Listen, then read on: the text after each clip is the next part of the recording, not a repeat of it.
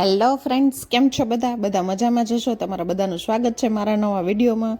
આજે જો સવારમાં દરવાજો ખોલતાની સાથે મહેમાન આવી ગયા છે ને મહેમાન હવે આવી ગયા છે એટલે વેદ એને ચા નાસ્તો કરાવવા માટે બિઝી છે. તો હજી આપણે તો નાસ્તો કર્યો નથી અને બનાવ્યો નથી. આપણે ફટાફટ પહેલાં જઈએ રસોડામાં, વેદાને મહેમાનને સંભાળી લેશે. તો ત્યાં સુધી આપણે ફટાફટ જઈએ અને આપણે ચા નાસ્તો બનાવીએ. તો આપણે નાસ્તામાં બનાવવાની હતી ભાખરી અને ચા તો આપણે પહેલાં એક બાજુ કરી નાખ્યો. હવે આપણે ભાખરી થઈ જાય એટલે આપણે નાસ્તો કરી લઈ. તો ફટાફટ આપણે ભાખરી બનાવી લઈ અને મસ્ત મજાનો ભાખરીમાં છે ને ઘી લગાવી દઈ. જો ભાખરીમાં મસ્ત મજાનું ઘી લગાવી દીધું છે એટલે હવે આપણે ચા અને ગાંઠિયા અને ભાખરી ને આપણે નાસ્તો કરી લઈ. નાસ્તો કરીને પછી હું તમને મળું. તો હવે આપણે જમી કરીને ફ્રી થઈ ગયા છીએ. જમી લીધું, કામ કરી લીધું અને વાગવામાં થયા છે 3. તો બપોરના 3 વાગ્યા છે અને આપણે કામ કરીને ફ્રી થઈ ગયા છીએ. તો હવે વેદ સૂઈ જાય. આપણે તો આજે સૂવું નથી કેમ કે એક કામ છે, મારે દૂધનો મસાલો બનાવવાનો છે. તો એ હું બનાવી લઉં અને વેદ પહેલાં કામ કે હું વેદને સુવડાવી દઉં, પછી હું દૂધનો મસાલો બનાવું.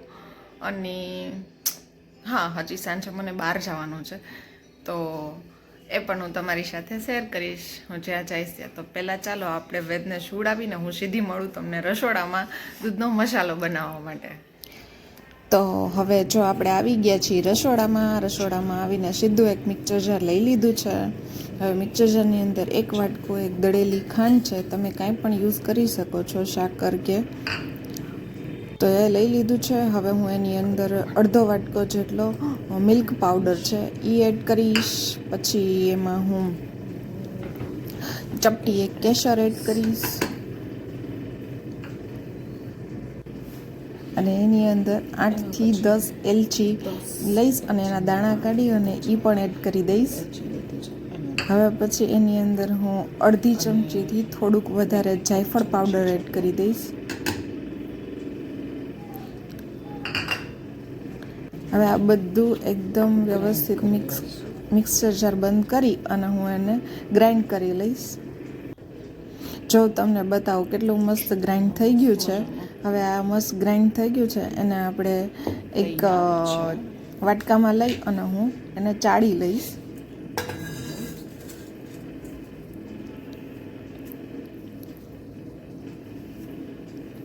હવે આને મસ્ત મજાનો જો ચાળી લઈશ અને પછી આપણે એક ડબ્બામાં ભરી લઈશું. જો આવી રીતના ફટાફટ હું ચાળી અને એક ડબ્બામાં ભરી લઈશ. તો આ ડબ્બો આપણે રાખ્યો છે. તમે કોઈ પણ ડબ્બો લઈ શકો, એવું નથી કે એર ટાઈટ કન્ટેનરમાં કેમ કે મેં થોડોક જ બનાવ્યો છે. હું થોડોક જ બનાવું છું. પહેલાં હું બદામનો પાવડર ને એવું મિક્સ કરીને બનાવતી હતી. આજ વખતે મેં આવો બનાવ્યો એટલે મેં તમારી સાથે શેર કર્યો. તો જો હવે આપણો ડબ્બો ભરાઈ ગયો છે. હવે આપણે એને રાખી દઈશું. હેલો ફ્રેન્ડ્સ, તો આપણે પાછા રસોડામાં આવી ગયા છીએ. ગયા એ સાથે પાછા આવ્યા છીએ અને આપણે હવે આવીને જો ચા બનાવીએ છીએ. આપણી ચા જો થાય છે. તો ચા બને એટલી વારમાં હું વેદને નાસ્તો આપી આવું અને ફટાફટ પાછી ચા લઈ અને જઈને આપી આવું. કેમ કે આપણા માટે ચા છે નહીં, આપણે ચા પીતા નથી. એવું નથી કે પીતા જ નથી, પણ પીએ છીએ, પણ બહુ ઓછી પીએ છીએ. તો આ તો અત્યારના જય માટે છે.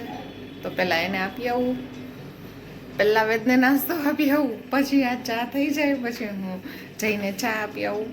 તો હું મળું પછી તમને. અચ્છા, જઈને આપી દઈ તમારી ચા રાખીશ અહીંયા.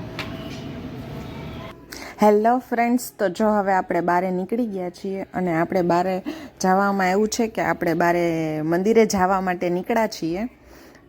તો મંદિરે, હનુમાનજીના મંદિરે આપણે જો પહોંચી ગયા છીએ.